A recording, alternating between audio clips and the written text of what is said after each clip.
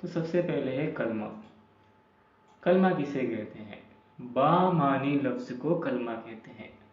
Simple सा है। किसे कहते हैं कलमा? बामानी। बामानी यानी ऐसा लफ्ज़ जिसके कोई मानी हो। इंग्लिश में कहें तो मीनिंगफुल वर्ड्स। जो मीनिंगफुल वर्ड्स रहते हैं उसको हम कहते हैं कलमा। कलमे के बिल्कुल अपोजिट है महमल। महमल किसे कहते हैं? बेमानी लफ्ज़ को महमल कहते हैं।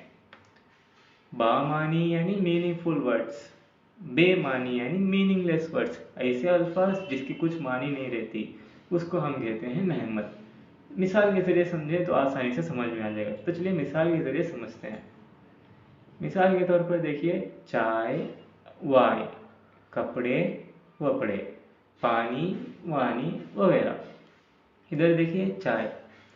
चाय अपने आप में एक मानी रहता है, एक मीनिंगफुल वर्ड है, इसलिए हम इसको कहेंगे कलमा।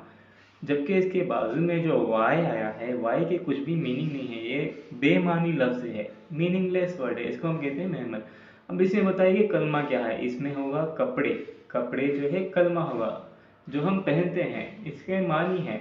जबकि वपड़े जो है इसकी कुछ भी मानी नहीं है, ये महमल है। और इसमें पानी जो हम पीते हैं कलमा कहलाता है, क्योंकि एक मानी है, बामानी लफ्ज़ है, एक मीनिंगफुल वर्ड है, इसको हम कलमा कहेंगे। जबकि वानी, इसकी कोई भी मानी नहीं है, ये बेमानी है, मीनिंगलेस वर्ड है, इसलिए हम इसको महमल कहेंगे।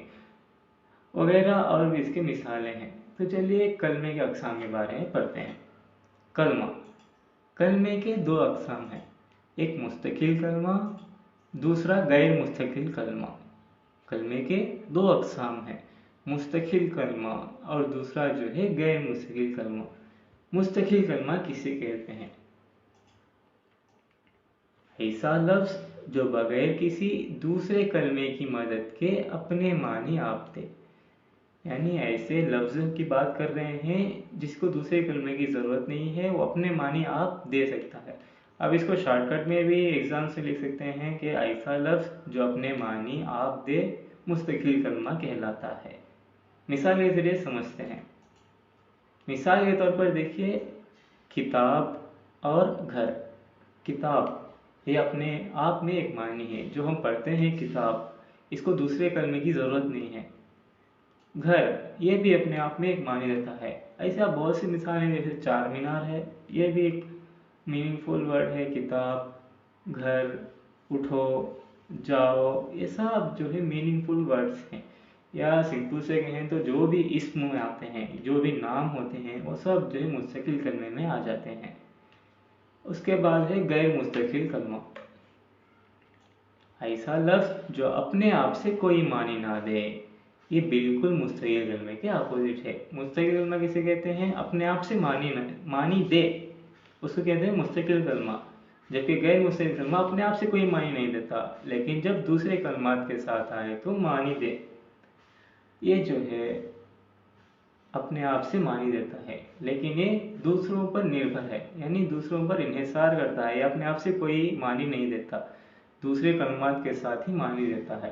और इसकी मिसालें आते हैं का, की, के, पर, से, ने वगैरह, इस सब की मिसालें हैं। एक सेंटेंस के ज़रिए इसको समझने की कोशिश करते हैं। मिसाल के तौर पर इधर देखिए, अहमद की किताब, शाजिया का घर।